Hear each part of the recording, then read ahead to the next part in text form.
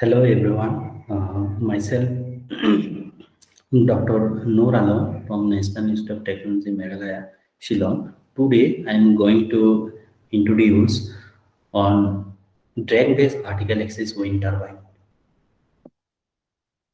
So before going to the vertical axis wind turbine, just I want to brief some energy scenario in India as well as in the world. So, as per the Global Wind Energy Council, the present global cumulative installed capacity for wind energy is 597 gigawatt.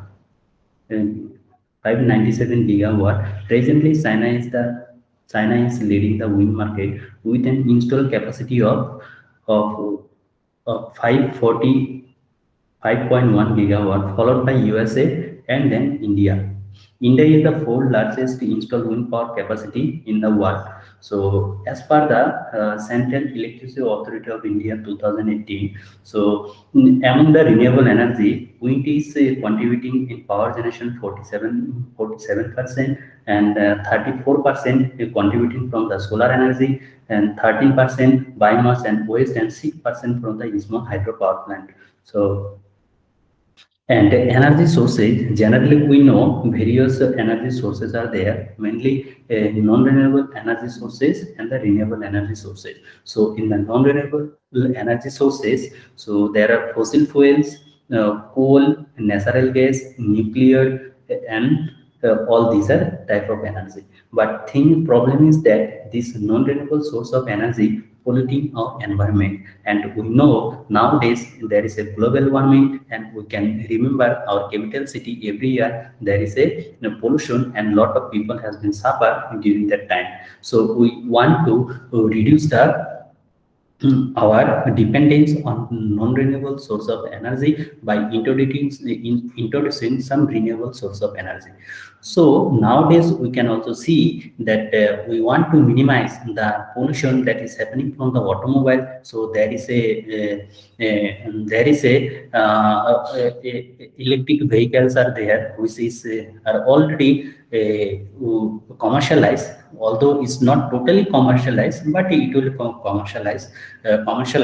So we'll try to shift to our non-renewable source to the renewable source of energy. Also, one more thing that for non-renewable source of energy in automobile, now that this fossil fuel cost of the fossil fuel is very high, we can imagine these things. But for the renewable source of energy, what is their like main source for the renewable energy is the source, sun is the main source. So among them, which is produces or generated, which is helped by the to form the other renewable source of energy like hydro energy, biomass energy, wind energy, geothermal energy. Obviously, solar energy would be there. And these renewable source of energy are security for life, environmental friendly, and no fuel cost. Obviously, this point is very important for us. That is, no fuel cost is the most important part. Nowadays, fuel price is very high, so we need to think about the renewable source of energy, which is easily available, but we need to make use of them by utilizing the various source of renewables and its technologies. So next point is what is the need for our renewable energy? So obviously, as I already mentioned, that global warming is nowadays a lot is increases and depletion of reserve non-renewable sources and price factor. This point is always comes in our mind when we drive our automobiles, whether it will be two-wheelers or four-wheelers. We always think about the price. So if we shift to the from non-renewable to renewable energy, it will be beneficial for us.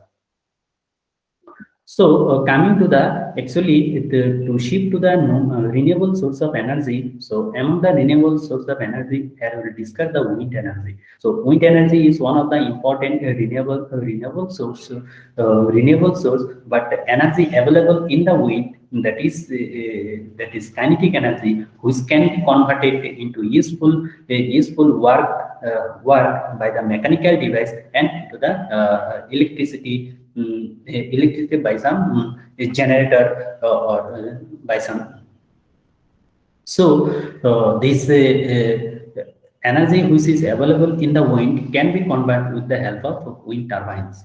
Okay, so this wind turbines has been classified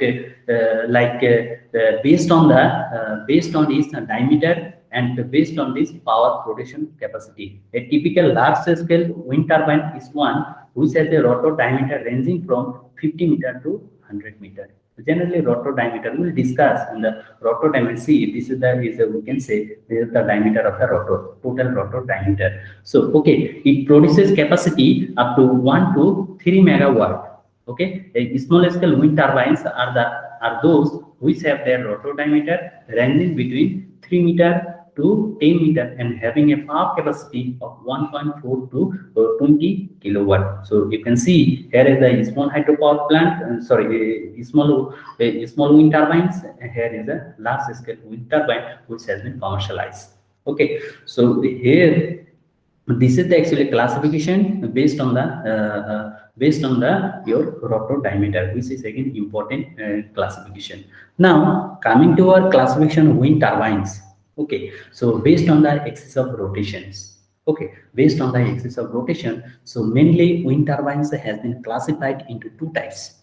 Okay, one is horizontal axis wind turbine, another is vertical axis wind turbine. This is your horizontal axis wind turbine. You can see the figure here, and another is vertical axis wind turbine. You can see the figure here.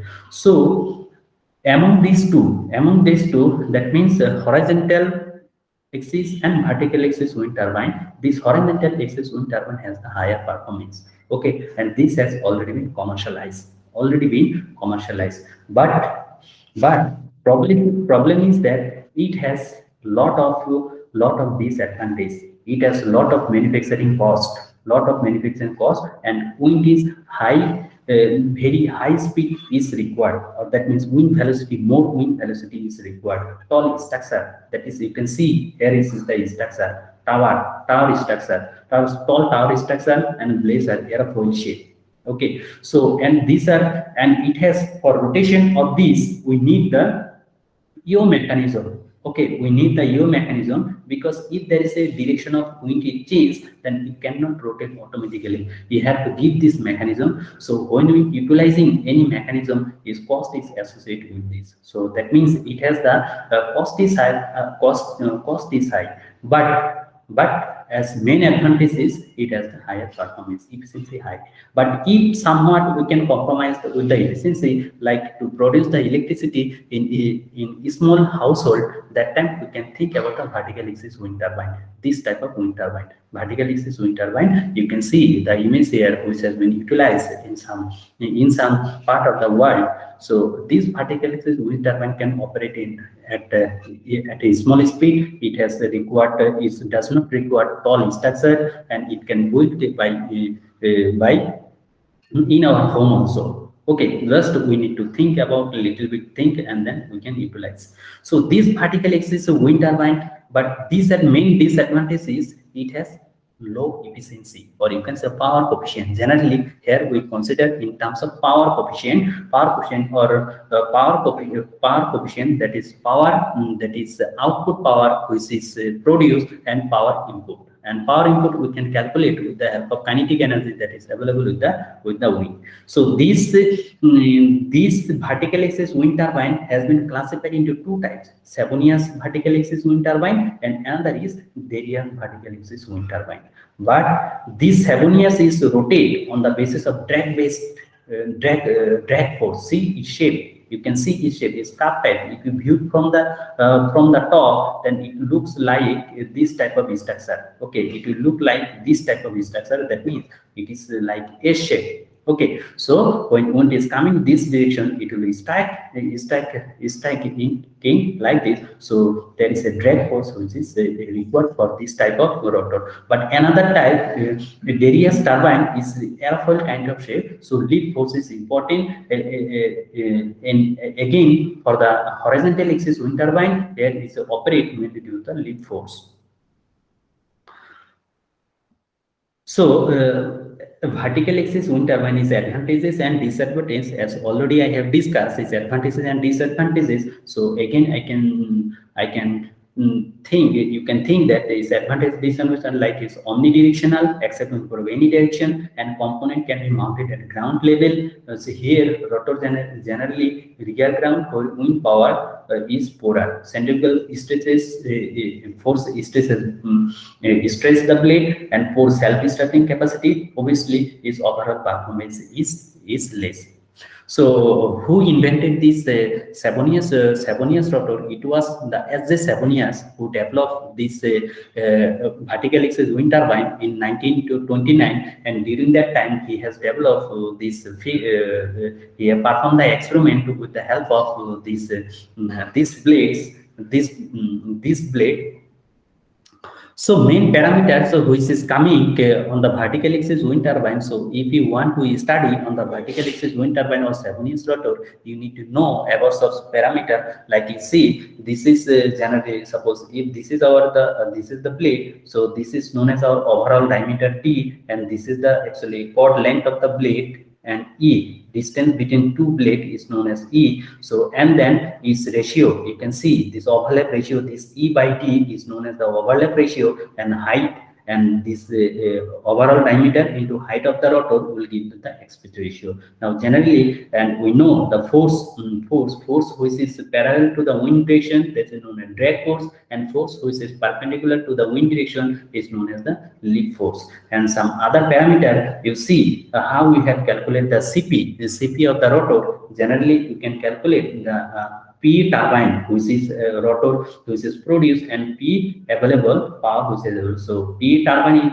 we can calculate the T into omega, and this is the kinetic energy. How we can calculate? This is nothing but the half m dot v square. So m dot we can replace with the help of rho a v, then it will come half rho a v cube. So this is our input, and this is output. So this is known as our CP, power coefficient. Similarly, we can calculate the drag coefficient, and this we can calculate the lift coefficient. So in details, we'll discuss and some other slide in our next topic.